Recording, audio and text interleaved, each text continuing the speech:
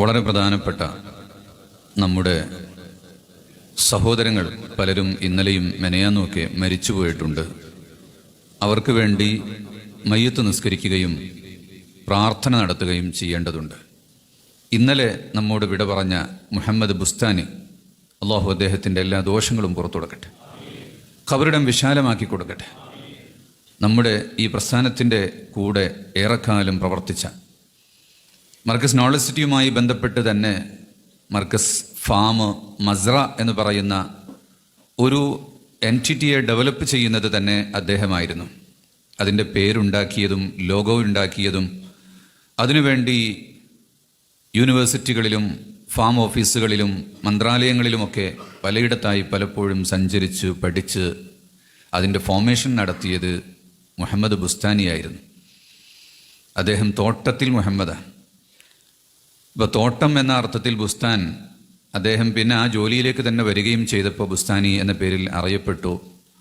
അതൊരു നല്ലൊരു സർനെയിമായി നിലകൊണ്ടു. അദ്ദേഹത്തിൻ്റെ എളാപ്പ അറിയപ്പെട്ടൊരു പ്രഭാഷകനായിരുന്നു ബുസ്താനി എന്ന പേരിൽ, മൊയ്തീൻ മുസ്ലിയാർ. അള്ളാഹുർക്കെല്ലാം പുറത്തു കൊടുക്കട്ടെ.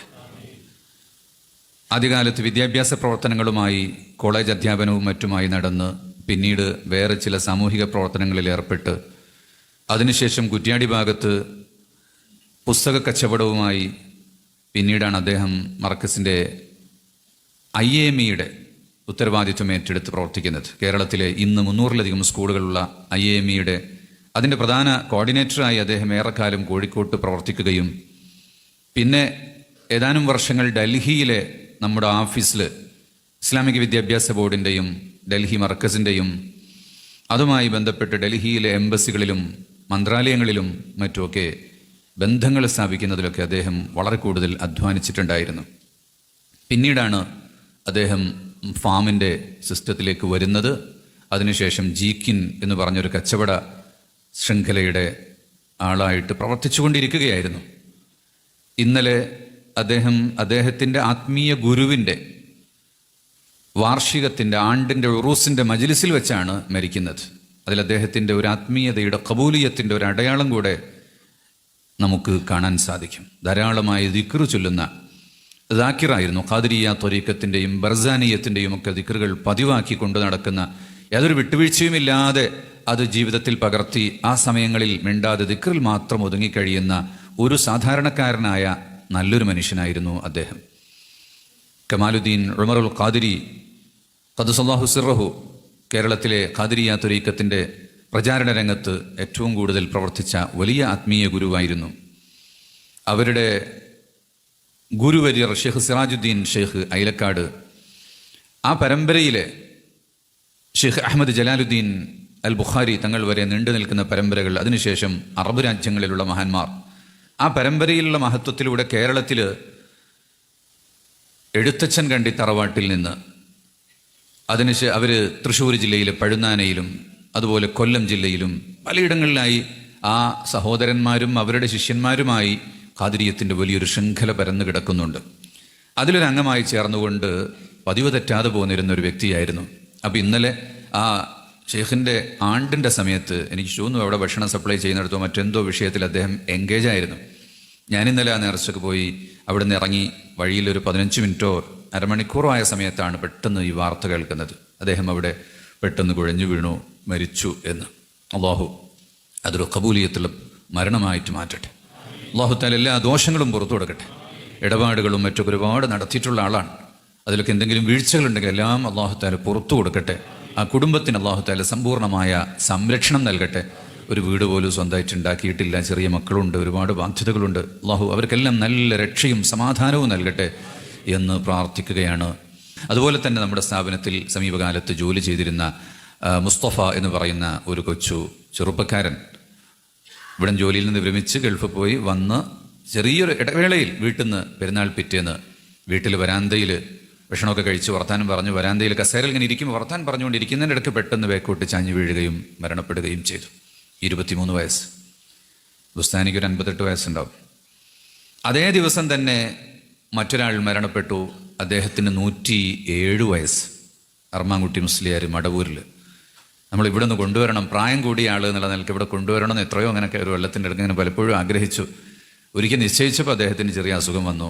പിന്നെയും സുഖമായി, നല്ല ഓർമ്മശക്തി. ഞാൻ കഴിഞ്ഞ വർഷം കാണാൻ പോയിരുന്നു. അപ്പം നല്ല മലയാളത്തിലും അറബിയിലും നല്ല ഡയറി എഴുതിക്കൊണ്ടിരിക്കുക, വായിക്കുകയാണ്. നല്ല ഓർമ്മശക്തിയും എല്ലാം ഉണ്ടായിരുന്നു അദ്ദേഹത്തിന് മരിക്കുന്നത് വരെ. നമ്മുടെ ഹിൽസിനായിലെ സ്കൂളിൻ്റെ പ്രിൻസിപ്പൽ അബ്ദുള്ള മാഷയുടെ എളാപ്പ കൂടിയാണ് അദ്ദേഹം. അതുപോലെ നമ്മുടെ ആദ്യകാലത്ത് നോളജ് സിറ്റിയുടെ ബിസിനസ് ഡെവലപ്മെൻറ്റ് മാനേജറും അതിനു മുമ്പ് ദുബായ് മർക്കസ് കമ്മിറ്റിയുടെ സെക്രട്ടറിയും അതിനു മുമ്പ് കുവൈത്തിലെ മർക്കസ് കമ്മിറ്റിയുടെ ട്രഷററും എല്ലാമായിരുന്ന കേളോത്ത് അബൂബക്കർ സാഹിബ്, അദ്ദേഹത്തിൻ്റെ ജ്യേഷ്ഠൻ ഇബ്രാഹിം ഡോക്ടർ, മർക്കസിൻ്റെ ആശുപത്രിയിലെ ഡോക്ടറും വയനാട്ടിൽ ഇപ്പോഴും സജീവ പ്രവർത്തകരാണ്. ഇബ്രാഹിം ഡോക്ടർ, സഹോദരൻ മൂസ ഡോക്ടർ, ഉസ്മാൻ, ഉമർ, അവരൊക്കെ ഫാർമസിസ്റ്റുകളാണ്.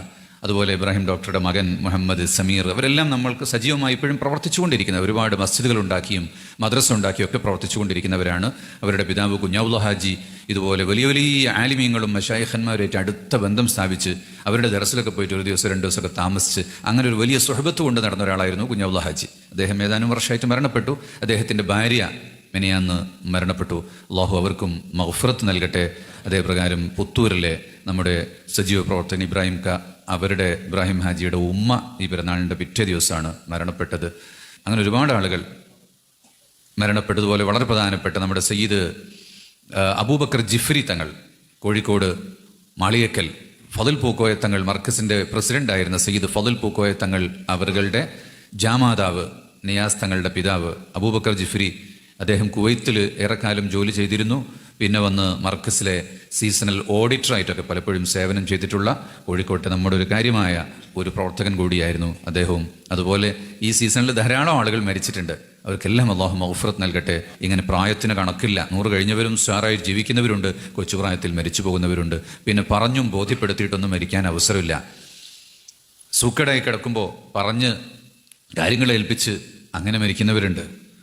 ഇപ്പം അടുത്ത ദിവസം മരിച്ച ഒരാൾ പറഞ്ഞു, എല്ലാ കാര്യവും പറഞ്ഞേൽപ്പിച്ചിട്ടുണ്ട്. പറഞ്ഞേൽപ്പിക്കാൻ സമയം കിട്ടുന്നില്ല ഇത്തരം മരണങ്ങൾ പെട്ടെന്ന് സംഭവിക്കുമ്പോൾ. അതുകൊണ്ട് മനുഷ്യൻ ഓരോ ദിവസവും അക്കൗണ്ട് ക്ലിയറാക്കി വെക്കണം. രാത്രി കിടന്നുറങ്ങുമ്പോൾ അക്കൗണ്ട് ക്ലിയറായിട്ടേ ഉറങ്ങാൻ പാടുള്ളൂ എന്ന് ഷഫീഉനാ റസൂലുള്ളാഹി സ്വല്ലല്ലാഹു അലൈഹി വസല്ലം തങ്ങൾ നമ്മെ പഠിപ്പിച്ചിട്ടുണ്ട്. ഒരു ഭരണാധികാരിയെക്കുറിച്ച്, ഇന്ന് ലോകത്ത് വളരെ പ്രശസ്തനായ വലിയൊരു ഭരണാധികാരിയെക്കുറിച്ച് പറഞ്ഞത് കേട്ടിട്ടുണ്ട്. അദ്ദേഹം ദിവസം 3 മണിക്കൂറേ ഉറങ്ങുള്ളൂ. ഓരോ ദിവസവും ഫയൽ അദ്ദേഹത്തിന് അന്നന്ന് ക്ലിയർ ചെയ്യണം, അത് കഴിയാതെ അയാൾ ഉറങ്ങൂല. അങ്ങനെ തൻ്റെ ഉത്തരവാദിത്വത്തെക്കുറിച്ച് വലിയ ബോധം നമുക്കുണ്ടാകണം. കൊച്ചു കച്ചവടം ചെയ്യുന്നവരാണെങ്കിലും വലിയ കച്ചവടങ്ങൾ ചെയ്യുന്നവരാണെങ്കിലും കൃഷി ചെയ്യുന്നവരാണെങ്കിലും അധ്യാപകരാണെങ്കിലും എല്ലാവർക്കും നമുക്ക് അമാനത്തുണ്ട്. അമാനത്തെന്ന് പറഞ്ഞാൽ നമ്മളുടെ റെസ്പോൺസിബിലിറ്റിയാണ്, നമുക്ക് ഏൽപ്പിക്കപ്പെട്ട ഉത്തരവാദിത്വമാണ്. ആ ഉത്തരവാദിത്വം നിർവഹിക്കാതെ യഥാർത്ഥത്തിൽ മുഅ്മിനിന് ഉറങ്ങാൻ പറ്റില്ല. ബാക്കിയുള്ള കാര്യങ്ങൾ എഴുതി വെച്ച് വസിയ്യത്ത് തലയുടെ ചോട്ടിൽ വെച്ചിട്ട് ഉറങ്ങണം എന്ന, കാരണം ഉറങ്ങിയാൽ എഴുന്നേൽക്കുമോ എന്നറിയില്ല. അല്ലാഹുമ്മ ബിക അമൂതു വഅഹ്യാ എന്ന് പറഞ്ഞിട്ടാണ് ഉറങ്ങുന്നത്. വളഅതു ജംബി വബിക അർഫഉഹു ഇൻ അംസക്ത നഫ്സി ഫർഹംഹാ. പടച്ചവനെ, ഈ ഉറക്കത്തിൽ നിന്ന് നീ അവിടെ തന്നെ പിടിക്കുകയാണെങ്കിൽ അത് റഹ്മത്തുള്ള മരണമാക്കണമേ എന്ന് ദിക്ർ ചൊല്ലിക്കൊണ്ടാണ് നമ്മൾ ഉറങ്ങുന്നത്. പക്ഷേ ആ മരണമെന്ന സത്യത്തെ നമ്മുടെ ഖൽബിലേക്ക് കയറുന്നില്ല എന്നത് വലിയൊരു യാഥാർത്ഥ്യമാണ്. ഒരുപാട് ആളുകളുടെ പണം വാങ്ങിയിട്ട് കച്ചവടം ചെയ്യുന്നവരുണ്ട്. വലിയ ഉത്തരവാദിത്വമാണ് അവരുടെ തലയിലുള്ളത്. അതുപോലെ വലിയ ആളുകളിൽ നിന്ന് സംഭാവനകൾ വാങ്ങിയിട്ട് യതീംഖാനകൾ നടത്തുന്നുണ്ട്, മസ്ജിദുകൾ ഉണ്ടാക്കുന്നുണ്ട്, മദ്രസ ഉണ്ടാക്കുന്നുണ്ട്.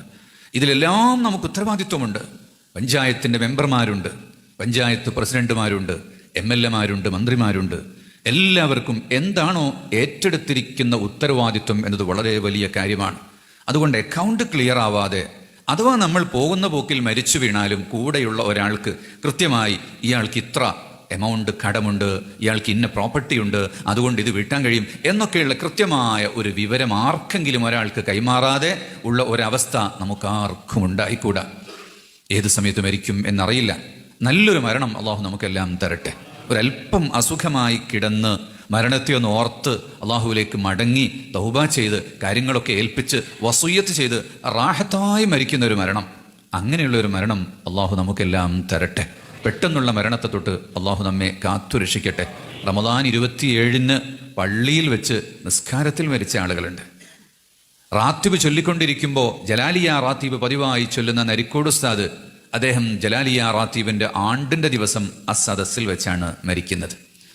നമ്മുടെ ഫോക്ലോർ ഡയറക്ടർ ഡോക്ടർ കോയയുടെ പിതാവ്, അദ്ദേഹം 7 പുഷ്തായിട്ട് റിഫാഴിയ ദിക്ർ കൊണ്ട് നടക്കുന്ന ഒരു വലിയ ഷെയ്ഖായിരുന്നു. അദ്ദേഹം റിഫാഴിയ മജ്ലിസിൻ്റെ ആ ദിവസമാണ് മരിക്കുന്നത്. അങ്ങനെ പ്രത്യേകമായ ഒരു അടയാളത്തിലൂടെ മരിച്ചു പോകുന്നവർ. അള്ളാഹു നമുക്കൊക്കെ അങ്ങനെയുള്ള അടയാളപ്പെടുത്തപ്പെട്ട ഓർമ്മയോടുകൂടിയുള്ള എല്ലാ കാര്യങ്ങളും ബാധ്യതകളും പൂർത്തിയാക്കിയിട്ടുള്ള ഒരു മരണം അള്ളാഹു നമുക്കെല്ലാം തരട്ടെ. ഇപ്പോൾ പുതിയ രോഗം ഇന്നെന്തോ ഒരു ഇംഗ്ലീഷിൽ വന്നിട്ടുണ്ട്, അങ്ങനെ വന്നുകൊണ്ടേയിരിക്കുന്നുണ്ട്.